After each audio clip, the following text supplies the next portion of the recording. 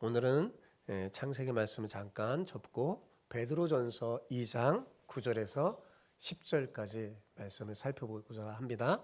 베드로전서 2장 9절에서 10절, 두 절이니까요. 저랑 함께 천천히 한번 봉독해 보겠습니다. 자, 준비되셨죠? 자, 시작. 그러나 너희는 택하신 족속이요 왕같은 제사장들이요 거룩한 나라요 그의 소유가 된 백성이니 이는 너희를 어두운 데서 불러내어 그의 기이한 빛에 들어가게 하시니에 아름다운 덕을 선포하게 하려 하심이라. 너희가 전에는 백성이 아니더니 이제는 하나님의 백성이요 전에는 긍휼을 얻지 못하였더니 이제는 긍휼을 얻은 자니라. 아멘. 예, 여러분은 자신을 누구라고 생각합니까? 예, 자기 자신을 누구라고 생각하고 또 어떻게 자신을 관리하는가 하는 문제는 정말 중요하죠. 왜 그럴까요? 나 자신을 어떻게 평가하느냐에 따라서 그 사람의 인물의 크기가 달라지기 때문에 그렇습니다. 평소에 늘 나는 형편없는 사람이야 라고 하는 생각하는 사람과 나는 하나님 안에서 나는 뭐든지 할 수 있는 사람이야 라고 여기는 사람이 어떻겠습니까? 살아가는 삶의 스타일 자체가 완전히 다를 것입니다. 그렇죠? 예, 그러니 우리가 자신의 존재 가치를 잘 깨닫고 건강한 자아상을 갖는 것이 얼마나 중요한지 몰라요. 그렇다면 예수님 안에서 새롭게 된 우리는 과연 어떤 존재일까요? 우리의 진짜 정체는 과연 무엇일까요? 우리는 예수님 안에서 예수님을 믿는 사람을 그리스도인이라고 하잖아요. 이 그리스도인의 자아 정체를 분명히 알아야 합니다. 내 신분이 무엇인지 제대로 알아야 그 신분에 걸맞게 살아갈 수 있을 테니까요. 내가 그리스도인이라는 사실을 진정으로 깨닫지 못한다면 여러분 그리스도인다운 능력 있고 영광스러운 삶은 결코 따라오지 못할 것입니다. 그래서 우리가 예수님을 믿는 그리스도인이라면 도대체 그리스도인이 무엇인지 그것을 확실히 알아야 될 것입니다. 오늘 설교를 듣고 확실히 깨닫는 여러분 되시기 바랍니다. 오늘 우리는 성경을 통해서 하나님께서 우리에게 부여하신 놀랍고 영광스러운 신분, 즉 우리의 참된 정체를 확인해 보고 그 정체에 합당한 사명이 무엇인지 깊이 깨닫고자 합니다. 이 깨달음이 여러분의 삶을 완전히 바꾸는 강력한 동기가 되기를 축복합니다. 옆에 계신 분과 오늘은 이렇게 축복하면서 인사해 봅시다. 당신은 왕같은 제사장입니다. 영광스러운 사명을 잘 감당합시다. 네, 합쳐서 한번 인사해 봅시다. 시작. 당신은 왕같은 제사장입니다. 영광스러운 사명을 잘 감당합시다. 네. 자, 그렇다면 우리 그리스도인의 정체는 도대체 무엇일까요? 성경은 우리를 여러 가지로 표현하는데 특히 우리가 오늘 읽었던 본문 베드로전서 2장 9절에는 특별히 네 가지로 정의해 주고 있어요. 몇 가지로요? 네 가지. 한번 따라해 보세요. 택하신 족속. 따라해 보시라고요. 다시 택하신 족속. 우리 어린 친구들 따라해 보세요. 다시 택하신 족속. 왕같은 제사장. 거룩한 나라. 하나님의 소유가 된 백성. 이렇게 네 가지로 우리의 정체성, 우리의 신분을 밝혀주고 있어요. 근데 자, 이 중에서 택하신 족속, 거룩한 나라, 하나님의 소유가 된 백성은 결국 무슨 말이에요? 거룩한 하나님 나라의 백성이라는 의미잖아요. 그죠? 거룩한 하나님 나라의 백성이라는 의미예요. 그러니까 우리의 정체성을 한마디로 말하면 이런 겁니다. 거룩한 하나님 나라의 백성인 왕같은 제사장이라고 할 수 있습니다. 그래서 아까 제가 그 따라하라는 글에 왕같은 제사장에 빨간색으로 썼죠. 네, 왕같은 제사장인 거예요. 자, 좀 더 쉽게 제가 풀어볼게요. 그리스도인은 원래 하늘에 속한 하나님의 백성인데 이 땅에서 제사장 역할을 하는 사람들이라는 거예요. 자, 이해가 되시죠? 우리는 원래 어디에 속한? 하늘에 속한 예? 하나님의 백성인데 이 땅에서는 어떤 역할을 하며 살아간다고요? 제사장 역할을 하며 살아간다는 말이에요. 그래서 성경은 우리를 그냥 제사장이라고 하지 않고 뭐라고 그러겠어요? 왕 같은 제사장이라고 부르는 것입니다. 여기서 우리가 주목해야 할 단어는 제사장이라는 단어예요. 제사장. 여러분, 이 말은 본래 라틴어로 폰티펙스라는 단어예요. 그 뜻이 뭐냐? 다리를 놓는 사람이라는 뜻입니다. 그래서 오늘 제가 설교 제목을 뭐라고 했어요? 다리를 놓는 사람들. 그리스도인은 다리를 놓는 사람들입니다. 이 제사장의 원래 라틴어의 본 뜻은 어떤 사람이라고요? 다리를 놓는 사람이에요. 그러니까 제사장은 어떤 역할을 하느냐? 다리를 놓는 거예요. 하나님과 사람 사이에 다리를 놓아서 연결해 주는 사람이 제사장입니다. 구약 시대에는 제사장을 통하지 않고서는 아무도 개인적으로 하나님 앞에 갈 수가 없었어요. 왜냐하면 성경에 말하듯 모든 사람이 죄를 범하여서 하나님의 영광에 이르지 못했기 때문입니다. 그래서 하나님은 특별히 제사장들을 선택해서 그들이 하나님과 이스라엘 백성을 이어주는 다리 역할을 할 수 있도록 하신 거예요. 하지만 이제는 뭐요? 완전히 다릅니다. 왜냐하면 우리의 큰 대제사장이신 예수님께서 하늘 보좌를 버리시고 이 땅에 오셔서 십자가에서 우리의 모든 죄 문제를 다 해결해서 우리의 구원하신 일을 다 이루었으니까요. 왜 그동안 우리가 하나님께 직접 나아가지 못했냐? 죄 때문이었거든요. 근데 뭐예요? 예수님이 오셔서 이 문제를 다 해결해 주셔서 이제부터는 예수님을 믿는 누구든지 다 하나님께로 직접 나아갈 수 있는 길을 열어놔 주셨어요. 그래서 예수님이 십자가에 죽으실 때 성전의 휘장이 찢어진 거예요. 그걸 딱 휘장을 가려서 제사장만 그 안쪽으로 지성소로 들어갔거든요. 그걸 딱 누구든지 이제 갈 수 있게 만드신 거죠.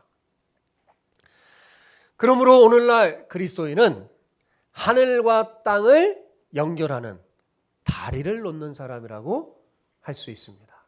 자, 이거 기억하면 돼요. 자, 그리스도인이 뭐라고요? 하늘과 땅을 연결하는 뭐예요? 다리를 놓는 사람이라는 거예요. 우리는 이 사실을 절대 잊어서는 안 됩니다. 우리는 예수님을 알지 못하는 사람과 하나님 사이를 이어주는 중보자예요. 폰티펙스예요. 죄 때문에 하나님께 갈 수 없는 영혼들에게 예수 그리스도라는 복음의 다리를 놓아서 그들을 하나님께로 인도하는 막중한 사명을 가진 사람인 것입니다. 예수님 덕분에 우리는 언제든지 하나님 앞에 직접 나아갈 수 있는 놀라운 특권을 누립니다. 이 특권은 구약 시대에는 오직 소수의 제사장만 누렸던 거예요. 자, 하지만 지금은 어때요? 제가 금방 다 말했죠. 구약 시대처럼 특별한 사람만이 제사장 되는 게 아니라 예수님을 믿는 사람이라면 누구든지 뭐예요? 제사장이 될 수 있습니다. 왜 천주교에서 종교 개혁이 일어났냐면 천주교 때는 이 성경의 이 진리를 다 깨닫지 못하는 거예요. 그래서 제사장의 역할을 신부들이 감당해서 일반 성도들은 하나님 앞에 직접 나아가지 못하는 길을 막아놓는 거예요. 그래서 이거는 잘못됐다. 성경대로 살아야지. 오직 성경으로 믿음으로 하나님께 나아간다. 그래서 루터가 주장한 게 뭐예요? 만인 제사장설. 그게 바로 이거예요. 베드로전서. 우리는 모두 뭐예요? 그리스도인은 왕 같은 제사장이에요. 직접 나아갈 수 있는 거예요. 직접 하나님 앞에 나아갈 수 있어요. 그러므로 우리는 시간과 장소에 상관없이 하나님 앞에 개인적으로 나아갈 수 있는 위대한 특권을 지닌 거예요. 어떤 한 인간 중보자가 필요 없어요. 그러니 얼마나 이 놀랍고 감격스러운 일입니까? 여러분, 여기에 우리는 정말 감격하면서 이 귀한 특권을 자주 사용해야 할 것입니다. 자꾸 하나님께 나아가세요. 직접 나가서 여러분의 모든 것을 아뢰고 상의하고 직접 하나님의 음성을 귀로가 아니라 여러분의 마음으로 영혼으로 듣는 여러분 되시길 바랍니다. 하지만 여러분, 이 놀라운 특권 뒤에는 반드시 책임이 따른다는 사실을 잊어서는 안 돼요. 어떤 책임일까요? 바로 하나님께 제사를 드려야 하는 거룩한 책임입니다. 자, 제사장은 직접 하나님 앞에 나갈 수 있는 특권이 있지만 무슨 책임이 있어요? 하나님 앞에 제사를 드려야 하는 책임이 있는 거예요. 그렇다면 자, 오늘은 구약 시대가 아니잖아요. 구약 시대가 아닌 오늘날 우리는 어떤 제사를 드려야 될까요? 소나 양을 잡아서 바쳐야 될까요? 아니잖아요. 그렇죠? 그렇게 하지 않아요. 그러한 제사는 이미 예수님의 십자가 사건과 함께 영원히 끝나버렸어요. 마지막 제단이 어디였습니까? 십자가였어요. 예수님의 십자가. 그게 마지막 제단이에요. 마지막 제물은 뭐였을까요? 예수님의 몸이었어요. 이 세상의 모든 죄를 짊어지고 간 하나님의 어린 양으로 자신이 몸이 제물이 된 거죠. 십자가에 못 박혔어요. 이처럼 예수님의 마지막 제사는 예수님께서 십자가에서 자신의 몸을 영원히 단번에 드린 그 사건으로 다 완성이 됐어요. 그러니까 더 이상 구약의 제사는 드릴 필요가 없는 거겠죠. 그래요. 그렇다면 오늘날 우리가 드려야 될 제사는 구체적으로 뭘까요? 기억하세요. 첫째, 우리 몸을 살아있는 제물로 드리는 거예요. 자, 구약의 제사는 어떤 거였습니까? 죽은 동물, 그죠? 동물을 죽여서 죽은 제물이에요. 죽은 제물 하나님께 드리는데 오늘날 뭐예요? 죽을 필요 없어요. 이미 다 주님이 완성했어요. 살아있는 우리 몸을 뭐예요? 하나님께 제물로 드리는 거예요. 그래서 로마서 12장 1절은 이렇게 말합니다. 같이 읽어볼까요? 로마서 12장 1절 시작. 그러므로 형제들아 내가 하나님의 모든 자비하심으로 너희를 권하노니 너희 몸을 하나님이 기뻐하시는 거룩한 산제물로 드리라. 이는 너희가 드릴 영적 예배니라. 그렇습니다, 여러분. 우리의 시간, 에너지, 삶 전체를 하나님께 드려서 우리의 몸을 살아있는 제물로 하나님께 바치는 것이 오늘날 우리가 드려야 할 뭐예요? 제사예요. 그래서 로마서에는 뭐라고 그랬어요? 영적 제사라고 하는 거예요. 구약의 제사와 구별되게 그렇게 표현하는 거예요.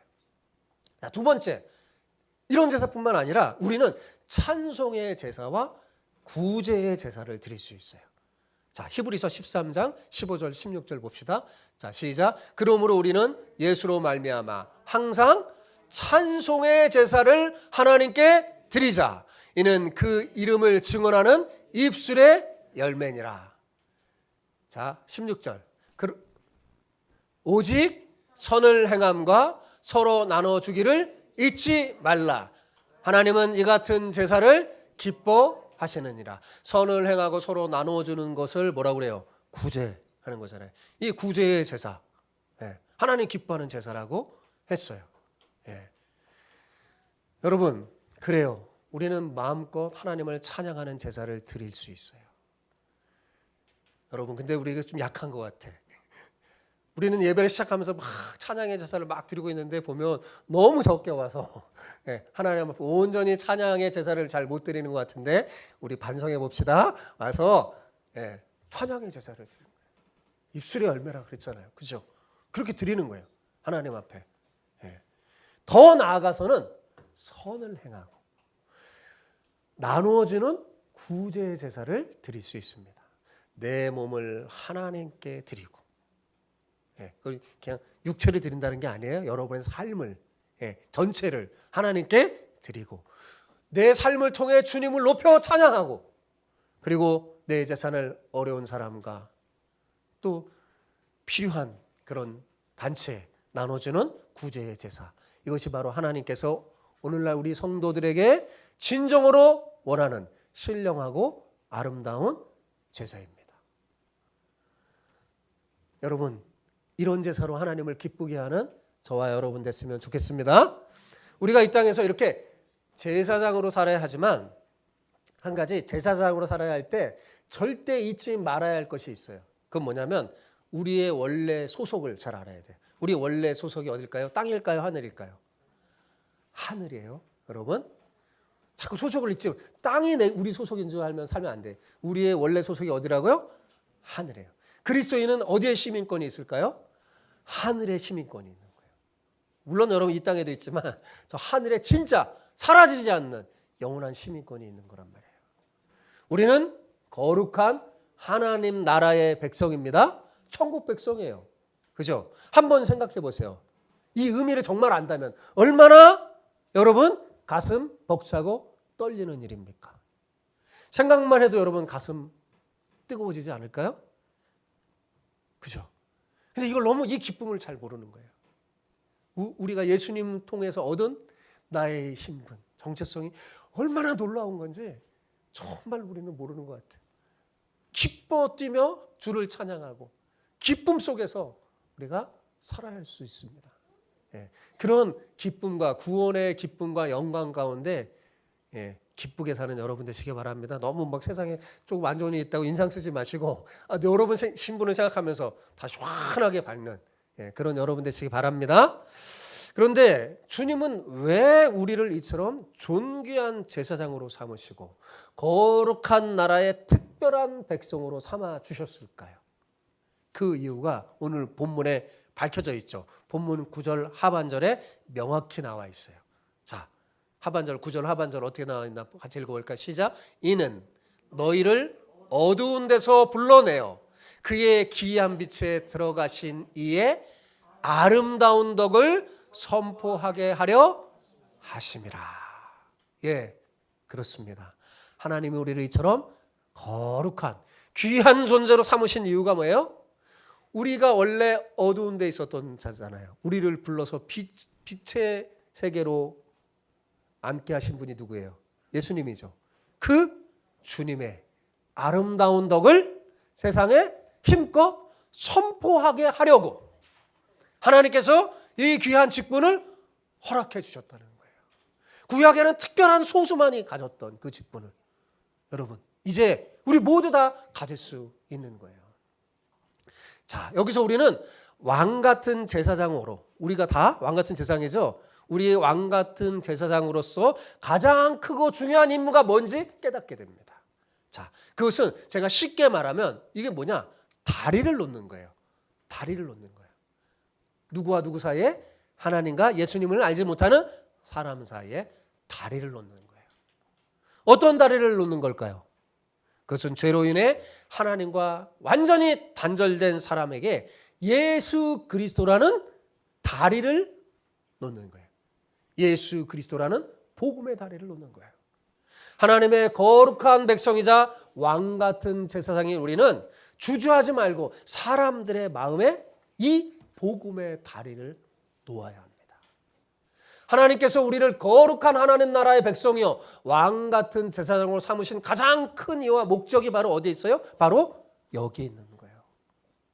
잊지 마시기 바랍니다. 그렇다면 우리가 이 복음의 다리를 구체적으로 어떻게 놓을 수 있을까요? 아주 간단합니다. 우리를 어둠에서 빛 가운데로 옮겨주신 예수님의 아름다운 이야기, 즉 뭐냐? 내가 만난 예수님의 이야기를 사람들에게 전함으로 다리를 놓을 수 있어요. 복음을 전한다는 건 다른 뭐 크게 대단하게 생각할 필요 없어요. 여러분이 만난 예수님, 그게 복음이에요. 여러분이 만난 그 예수님, 여러분의 복음을, 여러분이 경험한, 그래야지 생생하잖아요. 그죠? 내가 경험한 복음. 바울이 항상 그러잖아요. 자기가 경험한 복음을 딱 말하잖아요. 다메섹 도상에서 예수님을 만났다. 그죠? 내가 만난 그 예수님, 그거를 사람들에게 놓는 게 그게 뭐라고요? 그게 뭐라고요? 다리를 놓는 거예요. 그런데 여러분 우리 한번 우리 스스로를 돌아보며 질문해 봅시다. 우리는 지금까지 과연 얼마나 그 예수님을 전했습니까? 다리를 잘 놨습니까? 우리를 생명 가운데 옮겨주신 그 예수님의 그 아름다운 덕을 얼마나 힘써 선포하고 전했습니까? 혹시 우리가 왕 같은 제사장으로서의 본연의 임무를 잊어버리고 세상 속에서 너무 침묵하고 있었던 것은 아닙니까? 다시 한번 여러분 우리를 돌아보고 반성하며 우리의 정체를 확인했으면 좋겠습니다. 여러분 우리가 이 땅에 사는 그 모든 일은 이걸 더 잘하려고 하는 거예요. 여러분의 모든 일은 여러분 학생들 공부도 마찬가지. 우리가 공부하는 건 단순히 좋은 대학에 들어가서 좋은 직장에서 돈 많이 벌어서 잘 먹고 잘 살자 이 정도가 아니에요. 그게 아니에요. 내가 이 공부를 통해서 하나님의 영광을 드러내고 더 효과적으로 복음의 다리를 놓는 사람, 왕 같은 제사 역할을 잘 감당할 수 있도록 그렇게 하는 거예요. 복음을 공부하는 거예요. 직장생활 다니는 거고 여러분의 삶을 영위하는 것임을 잊지 마시기 바랍니다. 여러분, 우리 다시 한번 우리의 정체성을 확인합시다. 우리는 거룩한 하나님 나라의 백성인 뭐라고요? 왕 같은 제사장입니다. 그렇다면 우리의 정체에 걸맞게 하나님과 세상에 다리를 놓는 사람으로 살아야지 않을까요? 그렇죠? 주님께서 우리를 거룩한 백성, 왕 같은 제사장으로 삼으신 이유는 단 하나입니다. 아직 주님의 놀라운 애를 경험하지 못한, 알지 못한 사람에게 뭐예요? 신고 선포하기 위해서, 알려주려고.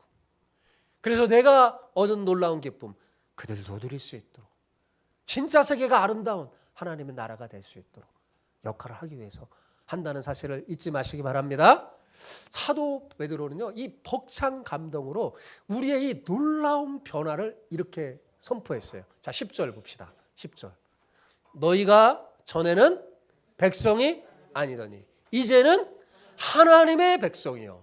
전에는 긍휼을 얻지 못하였더니 이제는 긍휼을 얻은 자니라. 자, 우리가 전에 과거는 어떤 존재였다는 거예요? 하나님의 은총 밖에 있었던 철저히 거절된 자들이었습니다. 하나님의 백성 아니었어요. 그죠? 당시 여러분 유대인들은요, 이방인을요 얼마나 무시했냐면 지옥의 땔감으로 생각할 정도였어요. 이방인들은 철저히 무시했어요. 유대인들. 지금 이스라엘 지금도 그래요. 네. 성경을 너무 모르는 거죠. 하나님의 마음을 너무 몰라요. 하지만 보십시오. 예수님이 유대인들이, 저 이스라엘 사람들이 그렇게 냉대하고 무시했던 이방인인 우리가, 그 우리를 하나님께서 구원의 반열에 당당하게 세워줬죠. 예, 그들이 부러워할 정도로 완전히 전세가 역전됐어요. 과거에 하나님의 관심받 세상 사람들의 냉대를 받던 우리가 이제는 하나님의 무한한 관심과 보호를 받는 거룩한 하나님 나라의 백성이 된 것입니다.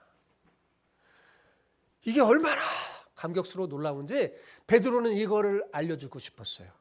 그런데 여러분, 베드로의 이 편지, 베드로전서는 베드로가 전한 편지예요. 당시 교회들의 이 베드로의 전서 편지를 받은 그 수신자들의 처한 당시 초대교회 상황은 어땠을까요?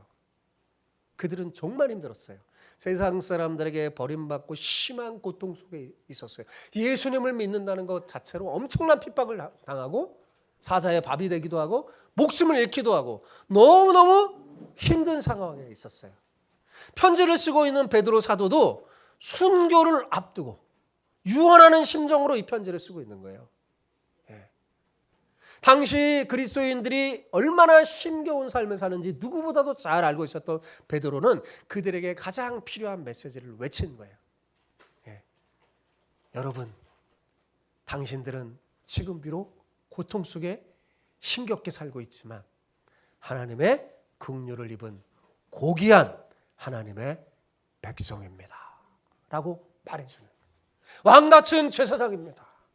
이 메시지가 당시 고난받던 초대교회 성도들에게 얼마나 큰 위로가 되었을까요? 그래서 당당히 사자의 밥이 되면서도 하나님을 찬양하면서 웃으면서 로마의 그 수많은 황제들이 기독교인을 꺾지 못했던 거예요. 자신이 누군지 알았거든요. 하나님 나라의 백성. 더군다나 원래 하나님의 백성의 자격조차 없었던 자신들이 하나님의 백성이 된 것이 자신들의 공로가 아니라 하나님의 긍휼 덕분임을 알았을 때 얼마나 감격했을까요? 아마 그들은 이에 힘입어 이런 고통에도 좌절하지 않고 더욱 겸손히 하나님을 잘 섬길 수 있었던 겁니다. 그들의 이 믿음의 헌신으로 복음이 온 세상에 이렇게 퍼져나간 거예요. 우리에게까지 말입니다. 그들이 뭘 했어요? 다리를 놔서. 그들이 다리를 놨기 때문에 우리도 하나님의 백성이 된 거죠. 그러므로 사랑하는 성도 여러분, 이제 우리는 어떻게 살아야 될까요? 감사하며 살아야 되는 거예요. 찬송해야 합니다. 여러분의 이 고귀한 신분을 확인하고 있지 마십시오. 그리고 이 신분에 합당한 삶을 살 수 있도록 주님 앞에서 간절히 기도하세요. 하나님께서 우리에게 이 고귀한 신분, 왕 같은 제사장의 신분을 주신 것은 결코 우리를 교만하게 하기 위함이 아닙니다. 뭐라고 그랬어요? 주님이 우리를 구원하신 아름다운 덕을, 그 복음을 어떻게 해요? 알지 못하는 사람에게 전하기 위해서. 그렇게 우리의 고귀한 신분을 줬다는 것 잊지 마시기 바랍니다. 자, 그렇다면 우리가 이 복음을 어떻게 선포해야 될까요? 자, 첫째, 우리의 입술을 통해서 선포하는 거예요. 뭘 통해서요? 우리의 입술을 통해서. 말을 해야 돼요, 말을. 여러분의 입으로 말을 해야 돼요. 우리는 구원받은 죄인으로서 예수님의 구원과 하나님의 은혜를 뭘 통해서요? 우리의 입술을 통해서 나를 구원한 예수님의 이야기를 사람들에게 전하는 거예요. 친구야, 내가 만난 예수님의 이야기를 한번 들어줄래? 막 거창한 막 신학적인 이야기 그거 안 해도 돼요. 여러분이 경험하고 알고 있는 거. 내가 경험한 예수님 믿으니까 뭐가 달라졌는지 그걸 전하는 거예요. 입술로. 그런데 자, 입술로만은 어떻게 될까요? 부족하겠죠. 그죠? 그동안 우리 그리스도인들이 입술로만 한 것 같아요. 근데 입술로만은 부족해요. 2%가. 그래서 둘째로 어떻게 전해야 되냐? 우리의 삶을 통해 거룩한 생활을 통해서 전해야 돼요. 입술로 전하고 우리의 삶을 통해서 증거해야 되는 거예요. 그래야 완전하게 보완이 돼서 복음을 효과적으로 전할 수 있게 됩니다. 여러분, 우리는 우리의 이 생활, 거룩한 삶이 얼마나 중요한지 몰라요. 우리의 이 거룩한 삶 그 자체를 통해서 하나님의 탁월하심을, 하나님의 놀라운 은혜를 세상에 선전하는 거룩한 하나님의 백성으로 살아갈 수 있는 거예요. 가장 중요한 거죠. 우리의 삶 자체가 빛이에요. 우리 예수님이 세상의 빛이라 그랬잖아요. 근데 그 빛이 이런 물리적인 빛이 아니에요. 예수님이 정확하게 말했어요. 너희의 착한 행실이라고. 자, 우리의 이 세상의 빛이라는 그 빛이 뭐라고요? 우리의 거룩한 생활 빛이에요. 그래서 사람들이 너희의 거룩한 착한 행실을 보고 하나님께 영광을 돌리며 하나님께로 돌아온다고 그랬어요. 그러면서 예수님은 뭐예요? 너희는 세상의 빛이라 그 말한 거예요. 그 빛의 사명을 잘 감당하라는 거죠. 우리의 바른 삶은 하나님의 덕을 효과적으로 전달하는 아주 중요한 통로가 됩니다. 더군다나 우리가 바르게 살 때 우리가 전한 입술의 말이 더 힘을 얻게 되는 거예요. 그런데 생활은 엉망이고 삶은 엉망일 때 어떻게 될 거예요? 우리 입술의 말이 진실이라도 진리라도 뭐예요? 효과가 확 떨어져 버리는 거죠. 그러니 여러분 이 두 가지를 다 통해서 우리 제사장 역할을 잘합시다. 여러분 우리가 사는 세상을 한번 둘러보세요. 우리 주변에 굉장히 많은 게 있는데 뭐가 많냐? 수많은 다리가 놓여져 있어요. 그죠? 수많은 다리. 하루에도 우리는 이 다리를 많이 건넙니다. 만약 여러분 이 다리가 다 사라져 버린다면 세상이 어떻게 될까요? 정말 불편하고 힘들게 될 겁니다. 아마 상상할 수 없는 고통과 역경 속에서 살아야 될 거예요. 다리는 여러분 우리 인간의 삶과 밀접한 관계를 있고 우리에게 큰 도움을 줍니다. 이 다리가 생기면서 얼마나 우리가 놀라운 도움을 얻고 발전했는지 몰라요. 그런데 참 이상하지 않나요? 너무 흔해서 그런지 다리를 건널 때마다 감사하며 건너는 사람 하나도 없는 것 같아요. 생각해 보세요. 다리가 우리에게 얼마나 큰 도움을 줍니까? 높은 산을 오르거나 깊은 계곡을 건너야 할 때 다리는 지쳐있는 우리의 수고와 아픔을 덜어줍니다. 그죠? 평안과 안식을 줘요. 다리가 없으면 한참 돌아가서 갈 그곳에 금방 갈 수 있게 해줘. 다리는 우리의 먼 거리를 빠르게 갈 수 있도록 해주고 도저히 건널 수 없는 것을 안전하게 지나갈 수 있게 합니다. 그죠? 한강도 그냥 쫙 금방 가게 하잖아요. 그죠? 그리고 다리는 무거운 트럭이 지나가도 수많은 발자국에 밟혀도 절대 불평하지 않습니다. 황량한 계곡이나 강둑에 홀로 탁 서 있어도 자기를 알아주는 사람이 하나도 없어도 원망하거나 신경질을 부리는 법이 없어요. 그 어떤 사람도 거부한 적이 없고 누구라도 사용하기만 하면 그것으로 만족하고 기뻐합니다. 하지만 안타깝게도 사람 대부분은 그 다리의 헌신의 고마움을 표현하지 않고 살아가고 있죠. 자, 이제부터라도 다리를 건널 때면 야, 그 다리 참 고맙다라고 한번 마음을 표시해 보기 바랍니다. 생각하지 못한 감동과 영적인 깨달음을 얻게 될 거예요. 자, 그러면 제가 왜 이렇게 다리 얘기를 하나? 다리의 찬원을 왜 길게 이렇게 들어오는 것일까? 그것은 바로 온 인류를 위해 우리 예수님께서 궁극적인 다리의 역할을 감당하고 계시기 때문입니다. 아니, 예수님, 예수 그리스도 그분은 다리시기 때문에 그렇습니다. 도저히 건널 수 없는 거룩하신 하나님과 죄인인 우리 사이에 예수님께서 십자가의 죽음을 통해 영원한 다리가 되어주셨어요. 그래서 이제 누구라도 예수님을 통하기만 하면 하나님께로 나아갈 수 있는 놀라운 은혜의 길이 활짝 열린 거죠. 하지만 안타깝게도 무지한 많은 사람들이 수많은 날 동안 이 생명의 다리를 외면하고 있는 거예요. 모르는 거예요. 오히려 다리이신 예수님을 핍박하고 멸시하고 망령된 행실을 저지르고 있습니다. 심지어 이 다리를 건너며 산다고 고백하는 우리조차도 그 다리 위에 얼마나 흠집을 내고 있는지 돌아봐야 돼요. 저는 요즘 참 안타깝습니다. 너무 흠집을 많이 했어요.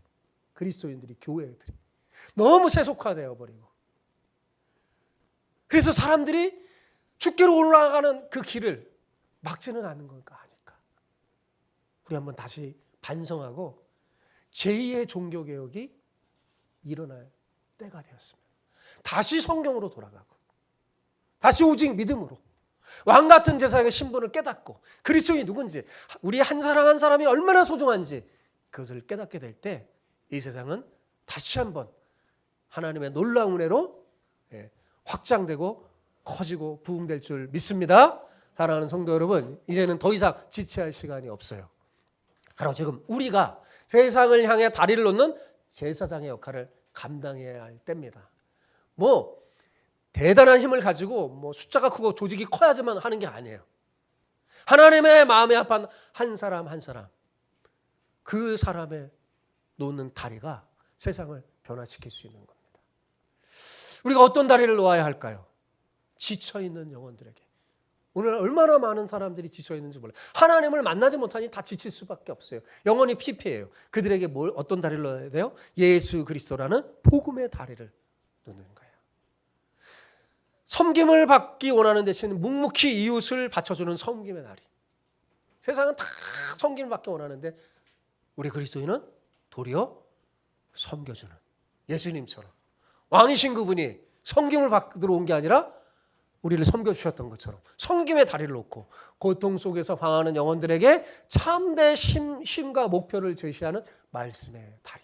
진짜 진리가 어디에 있는지 성경의 다리를 놓아줄 수 있어요. 생명이 필요한 자들에게 영원한 생명을 얻도록 하는 구원의 다리를 놓을 수 있습니다.